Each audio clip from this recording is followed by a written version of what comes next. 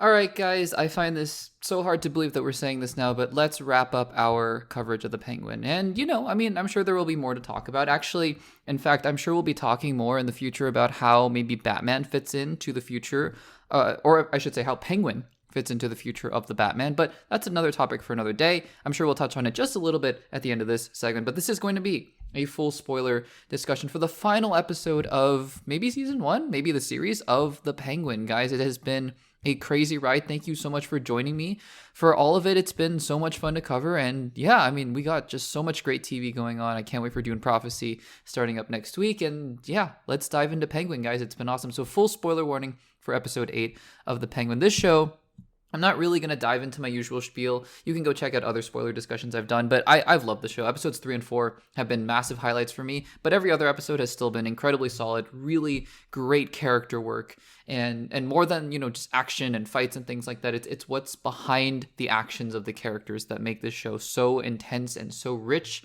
And yeah, I said this in my immediate reaction, and I've been saying this all along. This isn't going to be one of my most rewatched shows of all time. It's not going to be a comfort kind of show for me, but I appreciate it so much because it's great character work on display and it's great storytelling, and I can always appreciate that when I see it. So as always, we're going to dive into the spoiler play-by-play of episode 8, and then I'll talk a little bit at the end about the series as a whole and just what it means, and also, of course, the big Batman question at the end of it all, and some of the connections that we saw at the end of this episode to what the future of this universe might be. So let's get into it here. And, right off the bat, before we even started the episode, I was just reflecting a little bit as I was waiting for the episode to drop about just what a journey we've been on, right?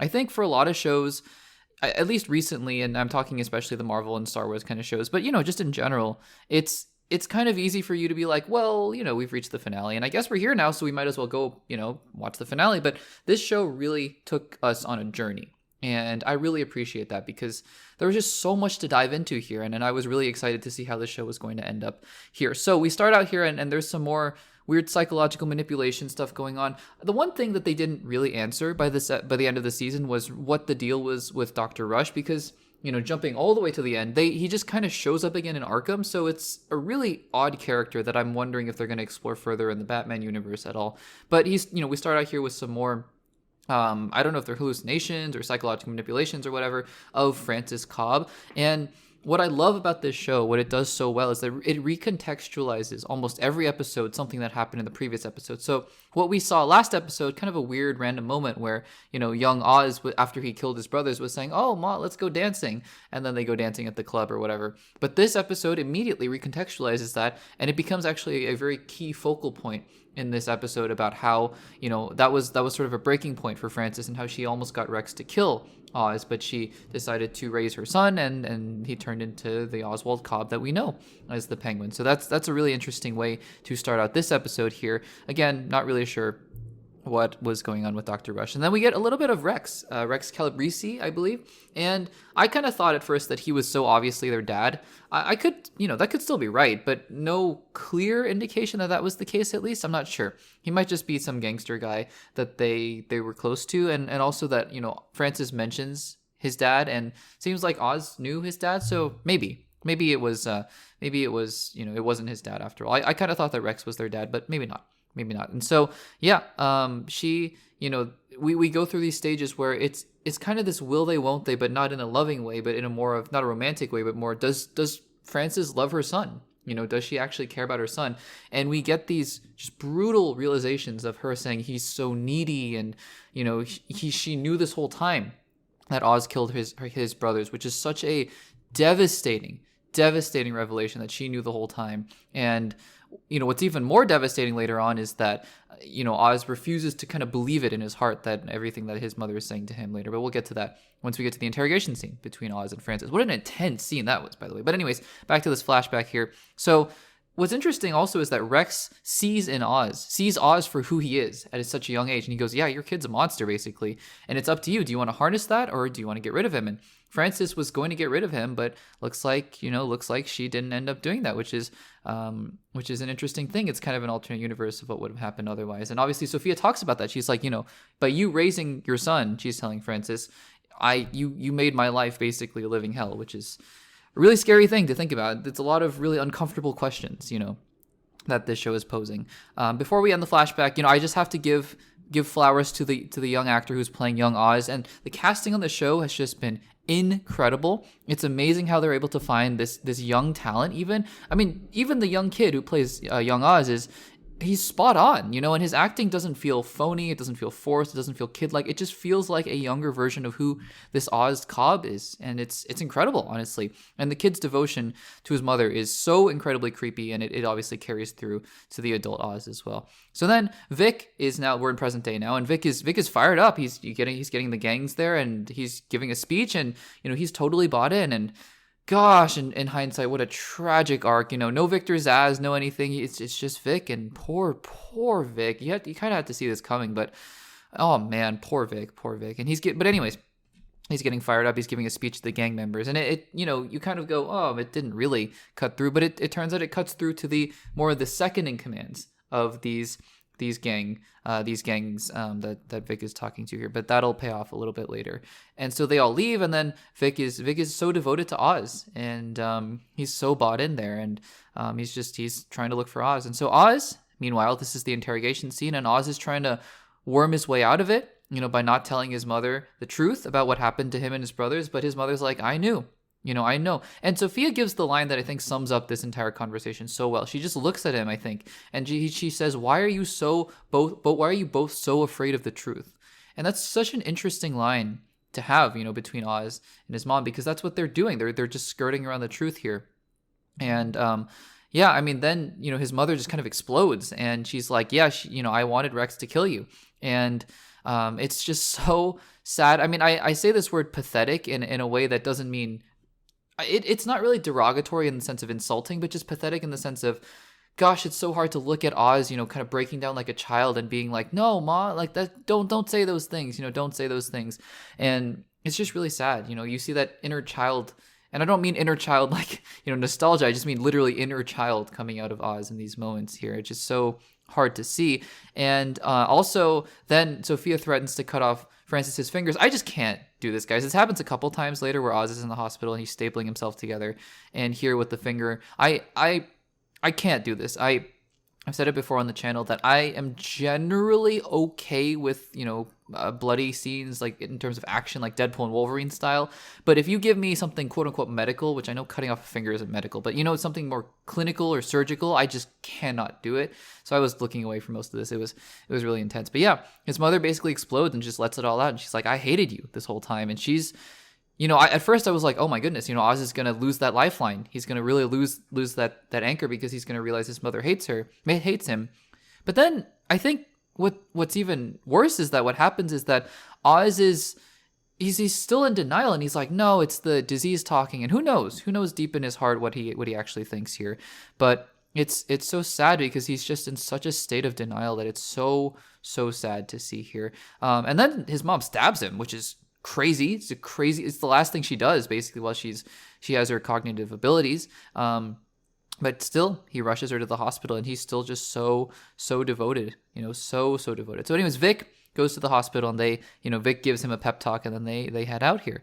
And yeah, the whole time Penguin is still thinking that Sophia was the one messing with his mom, and thinking that it was the disease that was talking and not actually his mom, which is just so sad. It's so sad. So then anyways, all the gangs start to meet with Sophia. It's sort of interesting because the tables are really starting to turn now, right? You think that Sophia is starting to gain the upper hand. Again, one of the great things that the show does is just continually keep you on your feet, and you never know who's on top and what's going to happen here. But all the gangs are there, and Sophia's like, yeah, I'm just going to head out of Gotham. I'm going to leave. And she's like, but, before I do, if you want me to give over my empire, then find Oz. And they're all like, okay, I guess so. And so then, Vic and Oz are at the courthouse. And at first, I really thought Link was trying to betray Vic and trying to get after Oz. But it turns out it was sort of a double cross of a double cross, right? Which is really interesting, where Link is the one who turns on his boss, Mr. Zhao, which is really interesting. But anyways, so then Oz is at the courthouse, and I thought at first this was kind of random. I get the whole symbolism behind it. I thought it was a bit much that Oz had to be at the courthouse, but I get the point of Oz is trying to now really worm his way up in society and almost become that kind of corrupt politician. Maybe he runs for something later on, which is interesting because Batman knows who he is, right? And so it's interesting because if Batman Bruce Wayne sees Oz starting to rise to the top, we'll see. We'll see what he does in the Batman Part 2. We'll see how big of a role Colin Farrell even has in the Batman Part 2, because I think Matt Reeves hinted at the fact that the Penguin will have some kind of role in the Batman Part 2, but we'll see how big it is there. But then Penguin is talking to that councilman, the corrupt councilman, and he's blaming everything he did in this series on Sal and Sophia. Just that manipulation that we've come to know from Oz. It is coming out in full force here again. It's interesting to think about what Oz really wants, right? Does he want to just kind of be the kingpin of this criminal empire, or does he want political power? We're gonna have to see later on. And then Sophia, basically, so she's like, oh, great, Mr. Zhao, you have Oz, because then Oz is quote-unquote captured by Mr. Zhao. And then she burns her house down. So that's kind of interesting. I wonder, it's never really made clear. I think it was her intent to actually leave, but it's interesting. I wonder if, she, when in burning her house down, like what her actual ulterior motives were, or if she was just saying like, nope, I'm done, I'm out. And then we get the confrontation between Penguin and Sophia, and with Zhao and Link, and then basically Oz has her in his car, and they're driving around, and I really thought this is the end of Sophia Falcone. I really, really, really did. I also, by the way, going back to Link and Zhao and all the other gang members and the montage that goes on while they're driving, I think it's so interesting. She says, Oswald Cobb, man of the people, right? I think that's interesting because I think that's who he thinks he is. He sees himself as a kind of populist, and he's giving rise to the people. The quote-unquote people of these gangs, right? And I think that's really interesting. Then Sophia and Oz. So I really thought this was the end. It was shot beautifully, which is terrifying to say because it was a death scene. It was framed as a death scene, but Sophia, turning around, and Oz has a gun to her head. And the line that sums it all up, right? She says, Oz says, "You're going to hell," and Sophia says, "I'll save you a seat." And that's, it's just two people who are doing such awful things to one another and to other people, and that's where they end up. That's where they end up, and it's interesting. It's an interesting twist that Oz decides, no, I want her locked up instead of I want her killed, which is, it's interesting. We'll see if she shows up again, because it means that the character is still alive, and who knows, she might end up showing up somewhere again. She is in Arkham again, and so we will see about that. So he calls the authorities here, and then now he heads back to the hospital, and there's this really heartbreaking scene where he realizes that his mother is basically incapacitated. Just a really hard scene. His anchor in life is basically gone, though she's still quote unquote alive, and so we'll see what that does for him in his future psyche. We'll see. But those whole lines of "tell me you're proud, tell me I did good" is just, it's so sad. I'm gonna use the word pathetic again, but I don't mean pathetic again to be really derogatory or insulting, but just sort of the way in which he's acting is just childlike and just seeking such approval from her. It's so sad to watch. And I was, as we were seeing this final scene here between Vic and Oz, I kind of thought this is where the show was going to end, and I was like, oh, okay, so Vic and Oz, living large and doing things. And then I wrote in my notes right before Oz killed Vic, I was like, it's really sad. One of the saddest things about this show is how much Vic bought into this whole operation. And then Oz kills him. And it's one of those, oh my gosh, scenes. And I just kind of sat there in horror, and I was like, I should have seen this coming, I suppose, because the whole thing that Sophia was telling him was, you don't have anything to fear. And once you have nothing to lose, you, in this world, at least this criminal world, you become so incredibly powerful, right? It's the whole Spider-Man thing of, Spider-Man's villains are always taking the people he cares about and holding them hostage and stuff like that. But Oz just doing that to Vic, it cements him as a character. He really is a monster. He really is a monster. So then we get a final wrap-up, set of scenes here. Sophia is back in Arkham, which, Dr. Julian is there giving her mail. We'll talk about the Catwoman thing. But really interesting. I wonder how he got back there, because didn't he say he left? I'm still really not confused, just intrigued by this character. I have no idea who he is or what his motivations are ultimately or whatever, but he ends up back in Arkham, I guess. I don't know. Maybe he's just that devoted to Sophia. Maybe he's not real. I have no idea. Honestly, I have no idea. Let me know your theories in the comments down below. But then she gets a letter from Selena Kyle, who I had forgotten until recently, until someone pointed it out, that Selena Kyle is indeed the daughter of Carmine Falcone, the half-daughter of Carmine Falcone. And so, they say, your half-sister, she got you a letter, which is interesting because we don't get to see the letter, but the expression on Sophia's face is when she smiles at the end. So I'm very curious, is Selena saying, is Selena going to be saying something like, I'm going to take care of the penguin, don't worry, or is she like, we need to talk, or I'm going to get you out of here? I'm very interested because Selena seemed, morally ambiguous, but obviously not nearly to the extent of Sophia Falcone. So we'll see. We'll see where on the spectrum that, that these things go. I guess it's setting up a relationship between these characters, and we'll see what happens there. And so now Oz is on top. He's literally on top with the penthouse, and there's the bat signal. So I said last episode, I thought, yeah, I think there's a decent chance that we get a tiny cameo from Batman. We didn't. That's totally fine. Didn't need to happen. But I think the bat signal is a really nice way to transition between these two different projects, because we transitioned from the beginning. Right, we had the Batman theme at the very beginning, and we had the epilogue of the Batman kind of playing out in the beginning of the Penguin. And so I love the way that these shows and movies are transitioning one from the other to the next, because now it's wintertime in Gotham. I think Matt Reeves confirmed that the Batman Part 2 will take place in winter, so we're just seamlessly transitioning here into the next project, which is the Batman Part 2, which I don't know. Guys, I don't know, honestly, how big of a role Penguin will be, because yes, I mean, the Penguin it became an acclaimed show, right? People loved it, but I don't know how many people would have watched it, right? And I don't know how willing they are going to be to bank on the fact that people watch the show. So if the Penguin comes back, because he was in the first movie, right? So even if he comes back and, he's the kingpin of Gotham, it won't take that much dialogue to explain what's going on between, the beginning of the Penguin and, the beginning of Batman Part 2, which is what I said. I talked about this recently with how the MCU and the DCU should approach their shows within their universes, because just frankly, less people watch the shows than watch the movies, right? And so you can't rely on people knowing a ton of stuff from the shows. You have to kind of transition, but I think I talked about this with the Falcon and the Winter Soldier, how I love how you can go from the end of Endgame, I believe, to the beginning of Captain America Brave New World, not having seen the film, obviously, but just my assumption is that you can go from the end of Endgame to the beginning of Captain America Brave New World and be like, well, yeah, I guess Sam took up the shield, had some adventures in between, and now here he is. And I think that it's going to be something very similar with Penguin and Batman. But again, I mean, is Penguin going to be the main villain of the Batman Part 2? Could be, could very well be. Or he could just be kind of similar to his role in the Batman Part 1. I don't even know. We'll have to see how that plays out later on in the coming weeks, in the coming months, as the Batman Part 2 picks up filming, and I'm sure we'll get a reveal of who the villain is ultimately, and maybe Penguin is a part of it, maybe he's not, maybe Sophia's a part of it, maybe not, I don't know. I really don't know, because I think, you'd have a less hard time selling what happened in the Penguin about Penguin himself to a general movie-going audience, but you'd have a hard time, I think, selling Sophia Falcone to the movie-going audience, because I think it's just kind of hard to be like, hey, here's Carmine's daughter, and, she's in Arkham again, a lot of stuff happened.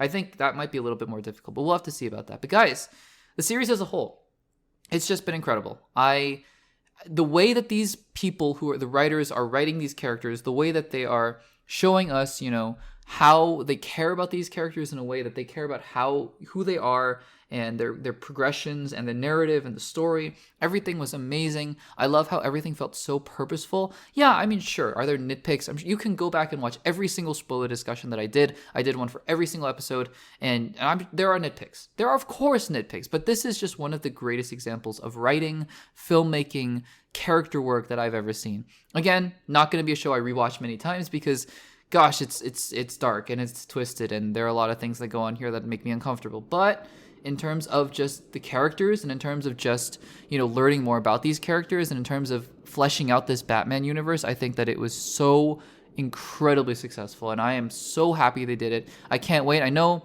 there's a lot to talk about in terms of other spin-off series that we'll get to, but I just in terms of this show, because I know that there was a Joker show that was rumored and then it got debunked, so all that kind of stuff. But if they continue to do more shows like this for other characters, I'm just so incredibly on board with it. So guys, that is it for the Penguin coverage. I'm sure we'll talk more about in other segments in the future about, where is Batman going to show up next and whatnot. I mean, we kind of did that with Null in, after Venom The Last Dance. And so I'll probably in the next episode do a segment about where I think Penguin will show up again in the Batman Part 2, what we think the Batman Part 2 might be about. But until then, guys, that is it for my coverage of the Penguin. We are moving right along, though. HBO is not taking a break because we got Dune Prophecy. Also so excited for Dune Prophecy. And so we'll be doing probably weekly spoiler discussions as much as the holidays allow, because I'll be traveling in and out a little bit. And yeah, we'll let you guys know about all the scheduling stuff coming up. But guys, let me know what you thought about Penguin episode 8, what you thought about the show as a whole in the comments down below. Thank you guys so much for joining me for these, by the way. They've been awesome.